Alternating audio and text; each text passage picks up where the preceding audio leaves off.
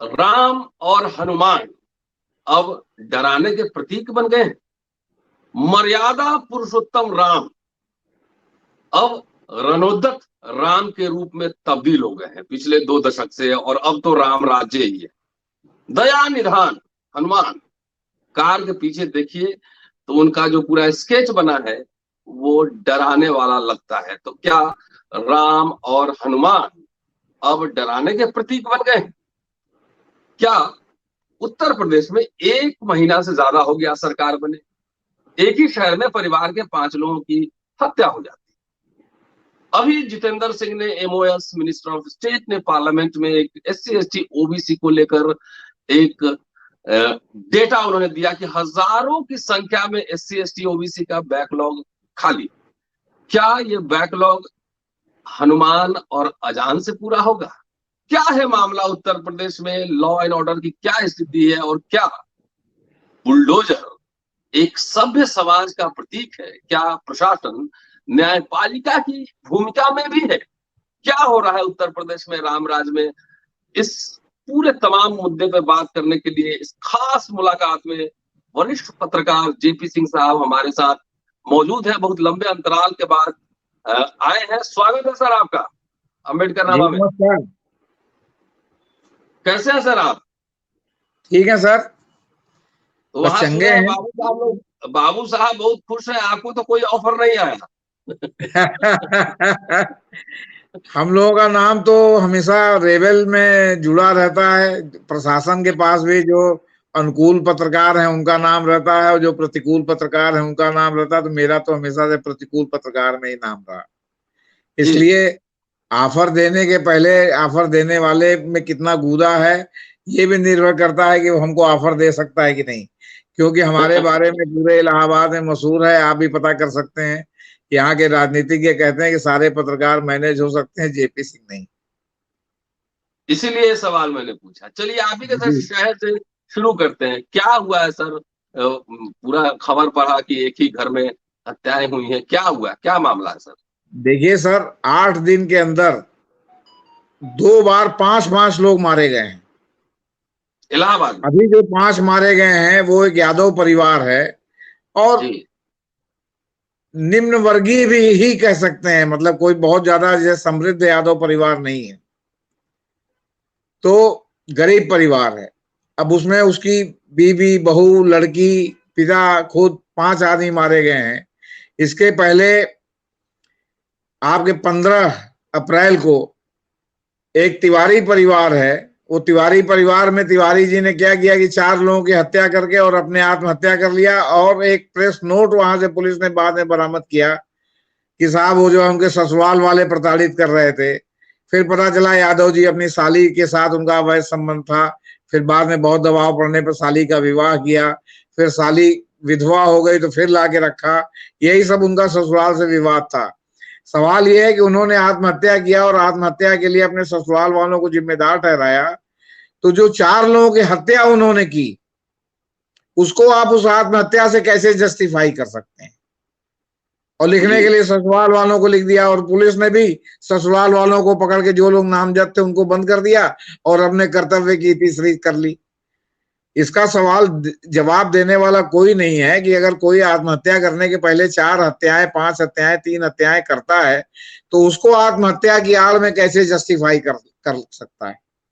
अब ये कल जो परसों की घटना हुई है जिसमें 5 यादव परिवार जो है मतलब वो बहुत मतलब सर में मार करके जिनको जो है वो जिनकी हत्या की गई है। इस ट्रेंड से अगर आप देखेंगे तो जनवरी 2020 से 2021 के बीच में 5 सामूहिक हत्याएं इलाहाबाद में और पहले भी हो चुकी हैं। फाफामऊ, नवाबगंज, होलागढ़, सोराव, मांडा, सोराव। अब इसमें मांडा जो है वो यमुना पार में है, बाकी सब गंगा पार में है। तो ये जो हत्याएं हो रही हैं और इसमें पुलिस लिपापोती करती है और यहाँ तक कि अगर लोगों को पकड़ती भी है तो उनका बाकायदे आगे फिर टेस्ट नहीं कराती, जिससे प्रमाणित नहीं होता कि उन्होंने किया है कि नहीं किया है। अभी कुछ दिन पहले यहाँ गोहरी में एक परिवार के 4 लोगों की हत्या हुई थी। उसमें उनका ठाकुरों से कुछ विवाद था।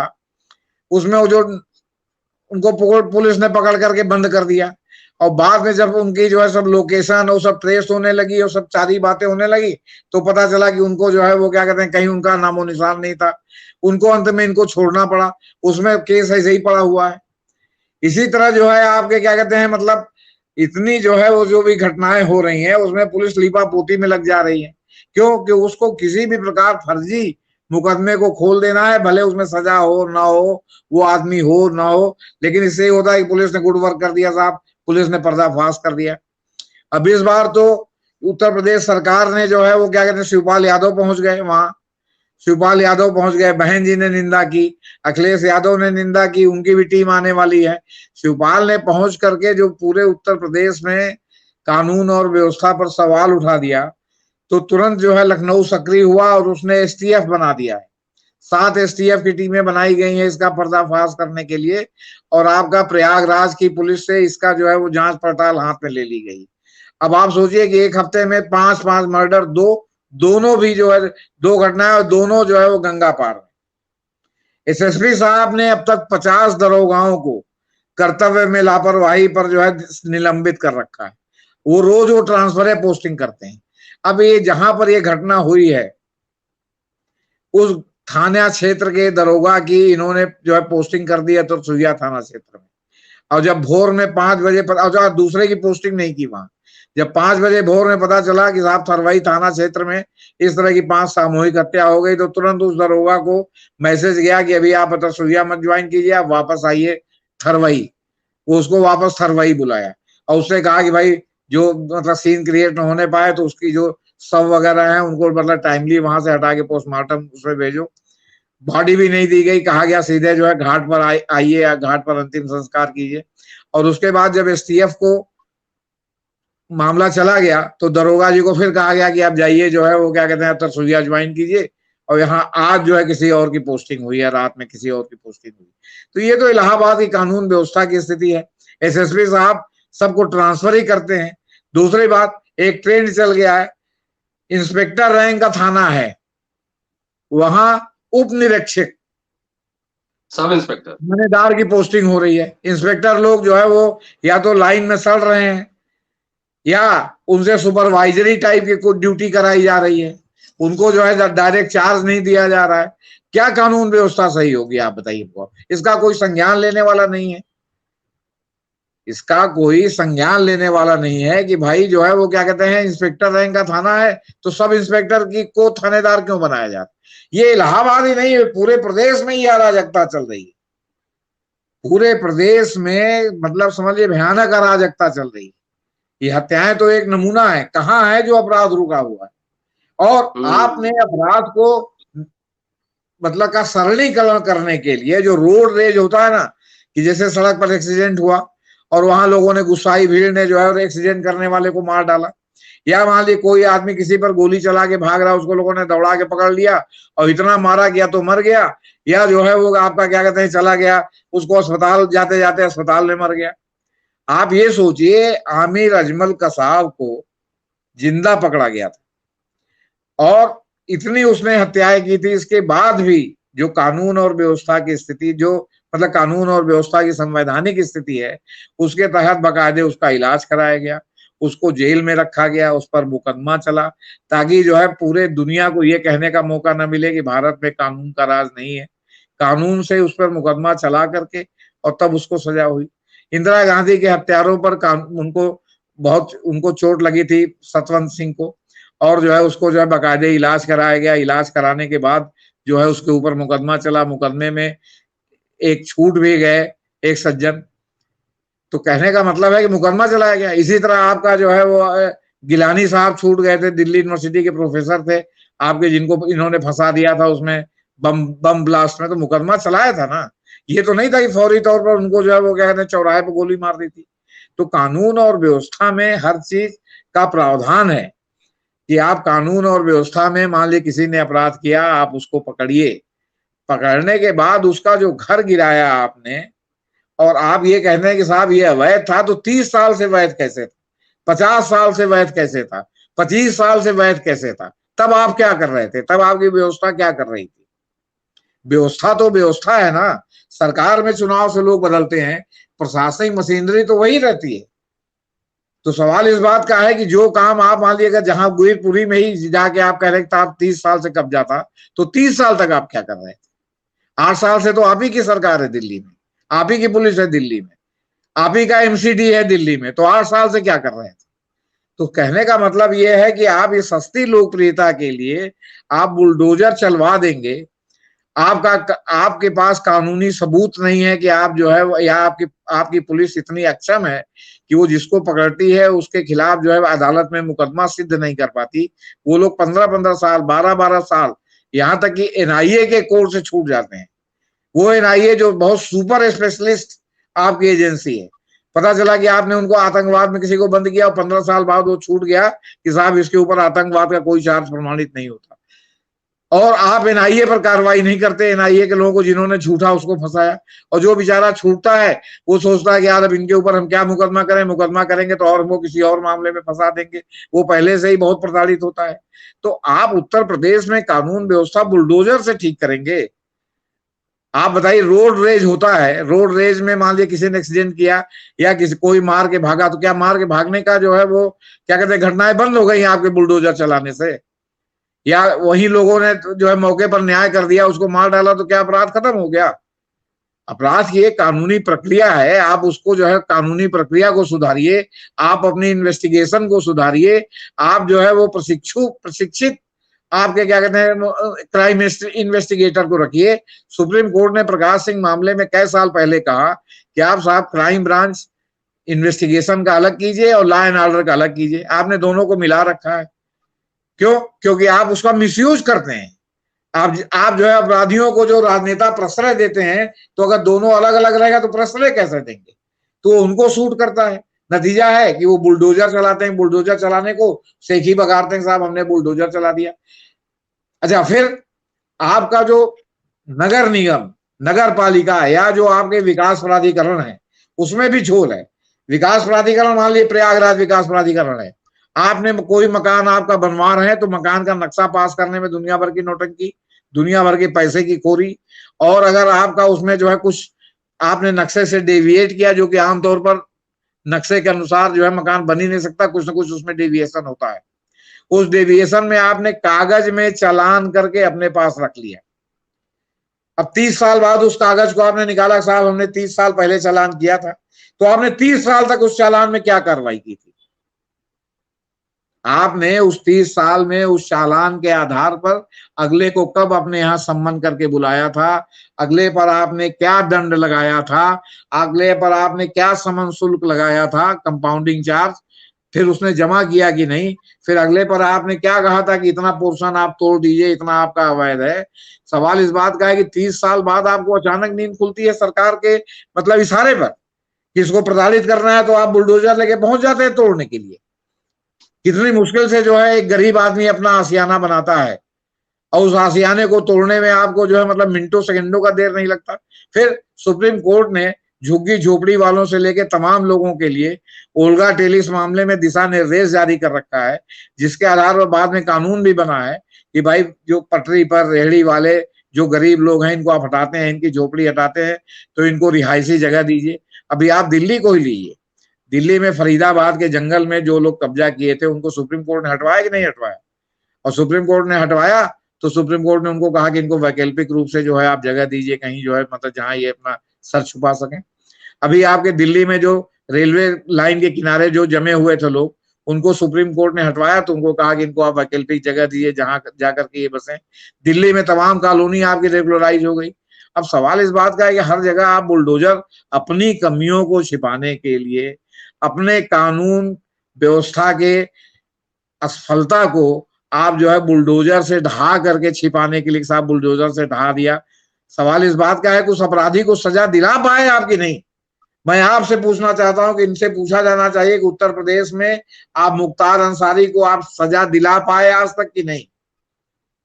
उत्तर प्रदेश में आपने अतीक अहमद को जेल में बंद किया, उनकी तमाम प्रॉपर्टी ढहा दी। मैं उसका समर्थक नहीं हूं कि उनकी प्रॉपर्टी रहनी चाहिए, लेकिन आप उनको सजा दिला पाएंगे कि नहीं उनके अपराधों के तहत?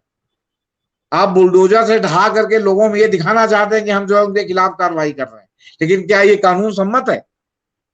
कहां से आपको आदेश मिला था कि आप जो है बुलडोजर से जो है उनकी प्रॉपर्टी को ढहाइए? अब आप आदेश लीजिए, बुलडोजर से प्रॉपर्टी ढहाइए, फांसी की सजा हो तो फांसी की सजा दीजिए, लेकिन बिना मुकदमा चलाए, बिना दोष सिद्ध हुए, और फिर 30 साल बाद, 35 साल बाद आप अचानक आपको इल्हाम हुआ कि साहब इन्होंने जो है ये जमीन कब्जा करके बनाई थी, अचानक आपको इल्हाम हुआ कि इन्होंने मकान बिना नक्शा पास कराए बनाया था, उसके लिए भी आपने समन शुल्क और दुनिया भर का सब मतलब वो कर रखा है। आपने उनको समन शुल्क का मौका क्यों नहीं दिया कि भाई अपना आप कंपाउंडिंग चार्ज जमा करके आप जो है क्या कहते हैं अपने उसको रेगुलराइज करा लीजिए, जैसे आप और लोगों का करते हैं। तो सिर्फ बुलडोजर से कानून व्यवस्था नहीं बनती। अब ये जो इलाहाबाद में इतनी घटनाएं हुई हैं, इसका अगर ठीक से पर्दाफाश होता, ठीक से पुलिस जो है सबूत जुटाती, तो कुछ होता कि नहीं होता। जब आपने सबूत जुटाएंगे, ये जुटाएंगे, इसके बाद बुलडोजर लेके पहुंच जाएंगे, आप कहेंगे बुलडोजर से हम उसका मकान गिरा देंगे। आज अगर पता चल जाए कि इस 5 हत्या के पीछे उसका पड़ोसी है, उसके गांव वाला है, उसका रिश्तेदार है, तो वह बुलडोजर से उसका मकान गिरा देंगे, लेकिन उसको कानून के तहत दोषी नहीं ठहरवा पाएंगे। इनकी इतनी लचर तफ्तीश है, इनका इतना लचर इन्वेस्टिगेशन है, इनके जो इन्वेस्टिगेटर्स हैं वो निहायत ही अप्रशिक्षित लोग हैं, आप समझ लीजिए। उनको कायदे से ट्रेनिंग नहीं मिली, वो तमाम जो है सोर्स सिफारिश पैसा दे करके पुलिस फोर्स में भर्ती हुए हैं। हर एक चीज का तो रेट खुला हुआ, पिछले 10 साल से खुला हुआ, तो क्या करेंगे आप इसको? जी राम राज्य बोल के कौन सा राज ले आए? नहीं, ये राम राज्य, कोई भी सरकार अगर कहती है कि राम राज्य है, तो राम राज्य तो हो ही नहीं सकता, चाहे ये कहें या कोई और भी कहे। सुशासन और कुशासन दोनों जो है वो समझ लीजिए कि वो चोली दामन का साथ है, जैसे रात है दिन है, वैसे ही शासन और कुशासन है। शासन में कू लगते ही कुशासन हो जाता है। और जब आप निष्पक्ष हो करके, जब आप वोट की राजनीति के लिए, जब आप अहम तुष्टीकरण के लिए जब आप प्रशासन चलाएंगे, तो सुशासन तो हो ही नहीं सकता। वो जब भी होगा कुशासन ही होगा। हो सकता है कि कुछ लोगों को फेवर करे, कुछ लोगों के हम की तुष्टि हो कि साहब जो है मुख्तार अंसारी मुसलमान है, उसका जो है मकान गिर गया, लेकिन वहीं जो रैशनल लोग सोचने वाले हैं वो सोचते हैं कि ब्रजेश सिंह का मकान क्यों नहीं गिरा, आज तक धनंजय सिंह का मकान क्यों नहीं गिरा, आज तक करवरिया परिवार का मकान इलाहाबाद में क्यों नहीं गिरा, क्यों विजय मिश्रा का ही मकान गिरा। तो सवाल इस बात का है कि आपके साथ जो आ जाए वो चिकना हो गया, वो जो चिकना घड़ा हो गया, उसके ऊपर चाहे जितनी को है काई जमेगी नहीं, दूसरा कोई है तो उसको काई है उसके घड़े पर। तो क्या है रामराज? ये रामराज नहीं है सर, ये रूल ऑफ लॉ नहीं है, ये रूल ऑफ लॉ नहीं है। नहीं, रूल ऑफ लॉ नहीं है। रूल ऑफ लॉ के लिए प्रावधान है कि बाकायदे आप जो है नियमों का पालन करके और तब आप करें। और आप जैसे एक्स्ट्रा जुडिशियल किलिंग है, आप जो मुठभेड़ करते हैं, मुठभेड़ में जो लोगों को मार रहे हैं, लंगड़ा कर रहे हैं, तो एक्स्ट्रा जुडिशियल किलिंग और एक्स्ट्रा जुडिशियल बुलडोजर में क्या अंतर है सर? वहां आदमी मारा जा रहा है, यहाँ मकान को मतलब संपत्ति को नष्ट कर रहे हैं, है तो एक्स्ट्रा जुडिशियल ना। जुडिशियल कहाँ है आप बताइए हमको। आज एक सज्जन ने हमारे पास मैसेज भेजा था कि साहब वो जो है वो सुपरटेक के 2 टावर गिराए जा रहे हैं और जहांगीरपुरी में जहां रोहिंग्या है उन पर सुप्रीम कोर्ट ने स्टे लगा दिया।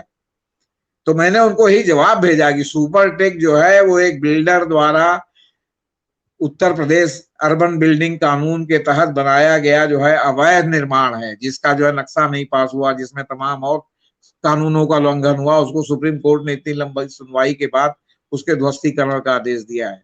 और जहांगीरपुरी में जो तोड़फोड़ हुई है वो ओल्गा टेलिस, सुप्रीम कोर्ट ने जो ओल्गा टेलिस मामले में, बॉम्बे की ओल्गा टेलिस थी, उनके मामले में जो दिशा निर्देश जारी किया था, जिसके बाद पटरी और रेहड़ी वालों की सुरक्षा के लिए, उनके पैसे की सुरक्षा के लिए कानून भी बना, उसके तहत वो कवर्ड है, उसमें बाकायदे नोटिस दिया जाना चाहिए। और जिस तरह दिल्ली में रेलवे लाइन के किनारे वालों को जंगल से विस्थापित किया गया, जो लोग अवैध कब्जा करके रहते उनको वैकल्पिक दिया गया, यहाँ भी इनको पहले वैकल्पिक देना चाहिए।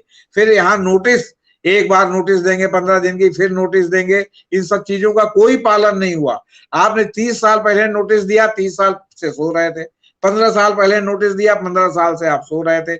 आपका इंस्पेक्टर आता था, 2-4, 500, 1000 रुपया उससे ले जाता था, थाने वाले उससे जो है वो मतलब उसके उन थाने वालों का जो है पैसा मदा हुआ था, तब तक तो आपको नहीं दिखाई पड़ रहा था। ठीक है, आपने उसका तोड़ा, तो 30 साल से जिन लोगों ने 15 साल से लापरवाही की, एमसीडी के अधिकारियों ने, थाने की जितने इंस्पेक्टर थे पुलिस में, उनके खिलाफ आपने क्या कार्रवाई की? पहले आप उनके खिलाफ अपने लोगों के खिलाफ कार्रवाई कीजिए, फिर उसको भी तोड़िए। फिर उसी उसमें दिल्ली सर फिर वो हम लोग समझते उसी दिल्ली में या उसी उत्तर प्रदेश में जब तमाम और भी अपराधी हैं जो आपके साथ जुड़े हुए हैं, उनके मकान का ध्वस्तीकरण नहीं हो रहा है, तो बाकी का क्यों ध्वस्तीकरण हो रहा है? आप एक आंख से देखेंगे कि छीन छीन के जो है वो कार्रवाई करेंगे।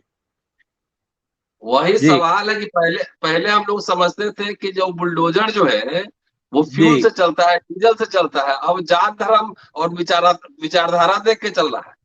जी, बिल्कुल सही कह रहे हैं आप।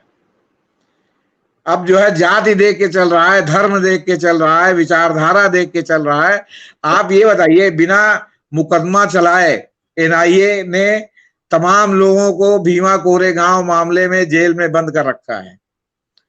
इनका पेगासस भी सामने आया है, यहां तक कि अब जो है वो दो प्रदेश के मुख्यमंत्रियों ने ये कहा है कि यहाँ पेगासस था, चंद्रबाबू नायडू ने पेगासस खरीदा था। ये जगन मोहन रेड्डी कह रहा है, जेपी सिंह नहीं कह रहे हैं।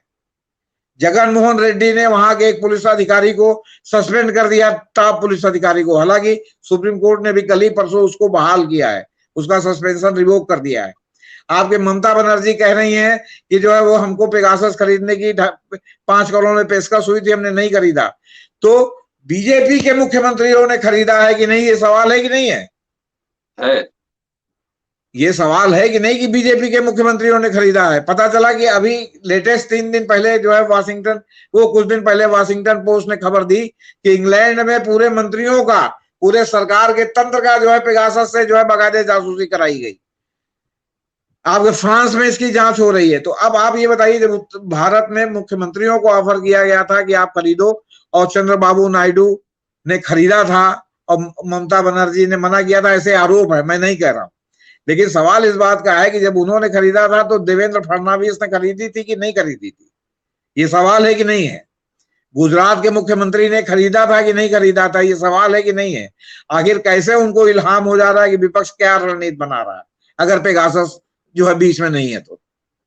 तो सवाल इस बात का है कि आपके लिए कानून दूसरा है, दूसरे के लिए कानून दूसरा है। आप चीन चीन के कार्रवाई कर रहे हैं, आप अघोषित, आपने जो है डिक्टेटरशिप लगा रखी है। तो लोकतंत्र कहाँ है? आप ये बताइए, आपका लोकतंत्र कहाँ है? आपने हर मंत्री पर जासूस लगा रखे हैं, अपने ही मंत्री पर। ये लोकतंत्र है? आपके जो है वो क्या कहते हैं, कैबिनेट की मीटिंग में, चाहे स्टेट की हो या केंद्र की हो, कोई मंत्री प्रधानमंत्री या मुख्यमंत्री के खिलाफ जो है वो अपनी कोई बात नहीं रख सकता। ये लोकतंत्र है? आप लोकतंत्र में जो है सदन में बहस कराते हैं कि क्या तोड़ना चाहिए, क्या नहीं तोड़ना चाहिए, क्या रोड मैप होगा, कानून व्यवस्था का क्या रोड मैप होगा, डेवलपमेंट का क्या रोड मैप होगा, ये कुछ तय करते हैं आप? पूरा क्यास है, क्यास, आप समझ लीजिए, संवैधानिक क्यास है। और इसमें कोर्ट की भूमिका बहुत ही संदिग्ध है। क्यों? क्योंकि अटल बिहारी वाजपेयी के समय जो न्यायपालिका में बीज बोया गया था, इस समय वो पेड़ बनकर के न्यायपालिका में फल फूल रहा है। तो चाहे वो आपका सुप्रीम कोर्ट हो, चाहे हाई कोर्ट हो। अब आप बॉम्बे हाई कोर्ट को ही देखें। बॉम्बे हाई कोर्ट में जितने लोग बीजेपी समर्थित लोग हैं, उनको बॉम्बे हाई कोर्ट से त्वरित जो है वो क्या कहते हैं, आप समझ लीजिए कि न्याय मिलता है, राहत मिलती है। और वहीं अगर वो जो है वो अघाड़ी सरकार के में शामिल लोग हैं, मतलब राणे साहब की गिरफ्तारी पर तुरंत रोक लगता है, लेकिन देशमुख साहब की अगर वो जमानत का एप्लीकेशन डालते हैं तो लगातार खारिज होता है।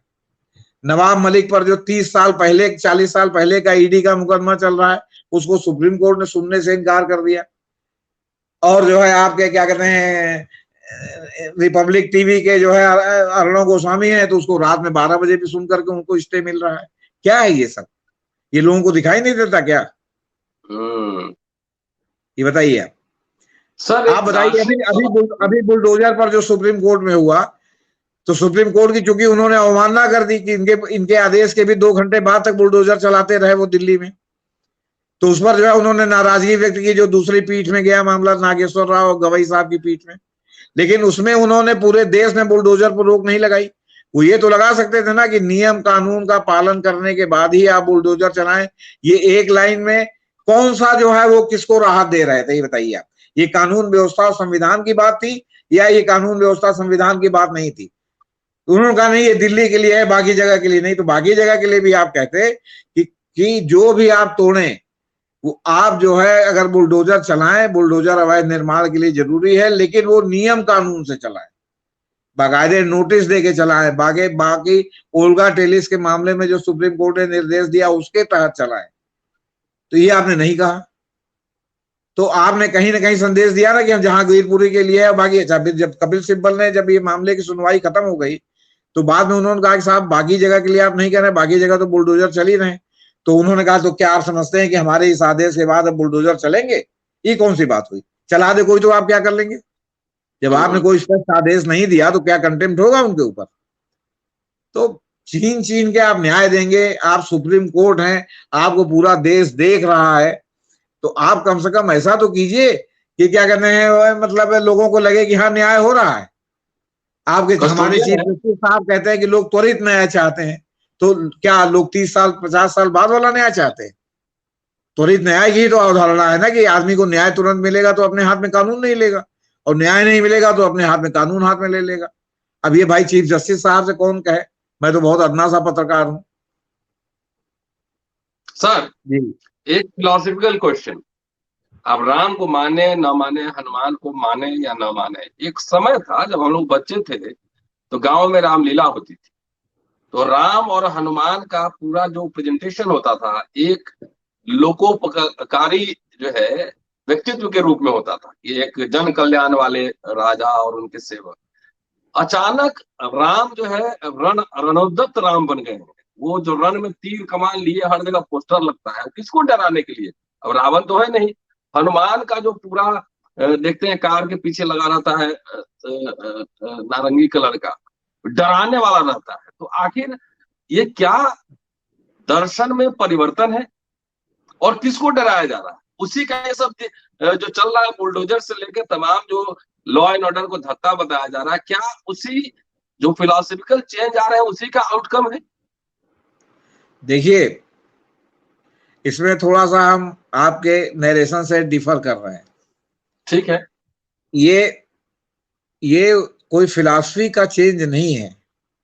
आप ये बताइए कि कोई आदमी जो गाड़ी पर या जगह जगह अपने प्रतीक के रूप में क्या लिखे? भारतीय जनता पार्टी लिखे, विहिप लिखे, संघ लिखे, इन सब को मिला करके राम का अगर जो है वो प्रतीकात्मक चिन्ह लगा देता है, हनुमान का चिन्ह लगा देता है, मतलब वो सत्ता से जुड़ा हुआ आदमी है। तो ना उसकी ओर पुलिस देखे, ना उसकी ओर समाज देखे, और जिनको वो डराना चाहता है समाज के कमजोर वर्गों को, अल्पसंख्यकों को, वो समझे कि ये सीधे सीधे सत्ता से जुड़ा हुआ आदमी है, इसके साथ हम जरा भी छेड़खानी करेंगे या ये जो बदतमीजी कर रहा है उसका प्रतिकार करेंगे तो इसके साथ साथ सत्ता हमको मिलकर के बुलडोजर से मारेगी, डंडे से मारेगी, पुलिस के डंडे से मारेगी। पुलिस वाले भी उससे बैलेंस रहेंगे कि भैया ये उनका सिस्टम है इसलिए उसमें बोलो मत। आखिर ये बताइए कि हम ही लोग अपने गाड़ी पर प्रेस लिखवा के चलते हैं, हाई कोर्ट लिखवा के चलते हैं, हाई कोर्ट उच्च न्यायालय, जज उच्च न्यायालय पीछे लिख करके चलता है, लाल बत्ती गाड़ी में लगाने के लिए लोग व्याकुल रहते हैं। किस बात का प्रतीक है? कि हम विशिष्ट हैं, हमसे ना हो, चाहे प्रशासन हो, चाहे पब्लिक हो, चाहे कोई भी हो। तो ये एक्चुअली राम के धार्मिक स्वरूप का इस्तेमाल धर्म के लिए नहीं कर रहे हैं, ये लोगों को आतंकित और डराने के लिए कर रहे हैं मेरे हिसाब से। और ये कि मतलब ये है, इसका मतलब इसमें सब समाहित है, मतलब इसमें संघ भी समाहित है, विहिप भी समाहित है, सरकारें जो राज्य की सरकारें हैं भाजपा की वो भी समाहित हैं। लेकिन आपको इसके साथ वो राज्य जहां पर बीजेपी की सरकार नहीं है, आप अगर वहां जाके देखेंगे तो आपको किसी गाड़ी पर न तो जो है भगवा झंडा दिखाई पड़ेगा, न किसी गाड़ी पर राम और हनुमान का प्रतीक दिखाई पड़ेगा। क्यों? क्योंकि वहां जानते हैं कि ये दिखाई पड़ेगा तो दौड़ा के मारेंगे। ये अंतर समझ लीजिए आप। अभी अगर उत्तर प्रदेश में सरकार बदल जाती, अभी अगर बंगाल में जो है इनकी सरकार आ जाती, तो उत्तर प्रदेश में जो है उल्टा हो जाता, और बंगाल में जो उत्तर प्रदेश में हो रहा वो होने लगता कि राम और हनुमान जो है वो गाड़ियों पर दिखाई पड़ने लगते। बजाय इसके कि भाजपा है या महानगर है या भाजपा ये है या भाजपा प्रदेश है या विहिप है या संघ है या संघ के सहस्त्र संगठन है, उनका आप नाम लिखेंगे कोई पता नहीं जानेगा कि नहीं जानेगा, भारत विकास परिषद कोई जानेगा कि नहीं जानेगा। लेकिन अगर रामचंद्र जी का उन्होंने गाड़ी के पीछे अपने लगवा दिया लोगो और आगे लगवा दिया है हनुमान जी का लगा दिया, तो उसमें समग्रता के साथ संघ के सारे संगठन, भाजपा और सरकार साथ आ गई। तो उसी तरह डराने के लिए जैसे हम प्रेस लिख के डरवाते हैं कि हम प्रेस हैं, हमसे अगर कुछ बदतमीजी किया तो फिर प्रेस है, हम जज है, हम हाई कोर्ट हैं, हम वकील हैं। आप जानते हैं उत्तर प्रदेश में इस समय वकील साहब लोगों का जो वो संगठन है या वकील साहब लोगों का जो की ताकत है वो सबसे ज्यादा न्यूसेंस वाली है। उनसे कोई नहीं उलझना चाहता, कोई जो है लॉ एंड ऑर्डर उनके ऊपर नहीं है, बस गाड़ी पर वकील जो है का लोगो लगा हुआ है या हाई कोर्ट लिखा हुआ है। अभी एक वकील के साथ कुछ भी हो तो 500 वकील इकट्ठा हो जाएंगे तुरंत। सबसे निरीह मास्टर लोग ही है। अब सर मास्टर लोग जो है वो गैर सरकारी होते हुए भी सरकारी लाभ ले रहे हैं। मात्र जो है नौकरी की कम्युनिटी अध्यापक वाली है, जो आप समझिए कि वो एमएलए भी हो सकते हैं, एमएलसी भी हो सकते हैं, वो शिक्षक क्षेत्र से भी निर्वाचित हो सकते हैं और वो तनख्वाह सरकार के खाते से पाते हैं। सही। सर आपने जो कहा उससे ये लग रहा है कि उत्तर प्रदेश में सब कुछ ठीक नहीं है, लॉ एंड ऑर्डर के सवाल को बुलडोजर जो है एक तरह से तानाशाही का प्रतीक बन गया है, वो फ्यूल से नहीं चल रहा है, जात धर्म और विचारधारा देख के चल रहा है। आखिरी सवाल सर, अखिल जी कुछ कहना चाह रहे हैं? हाँ बताएं जी। कुछ कहना चाह रहे थे आप? नहीं, आप कर रहे हैं। हाँ, आखिरी सवाल ये है कि अखिलेश जी का एक प्रेस कॉन्फ्रेंस हमने सुना था और आपने भी सुना था कि जनता को क्रांति करनी पड़ेगी। तो जनता स्वतः कभी कभी क्रांति करती है, कई बार नेतृत्व की जरूरत होती है। नेतृत्व जब सामने होता है सशक्त तो जनता आंदोलित होती है।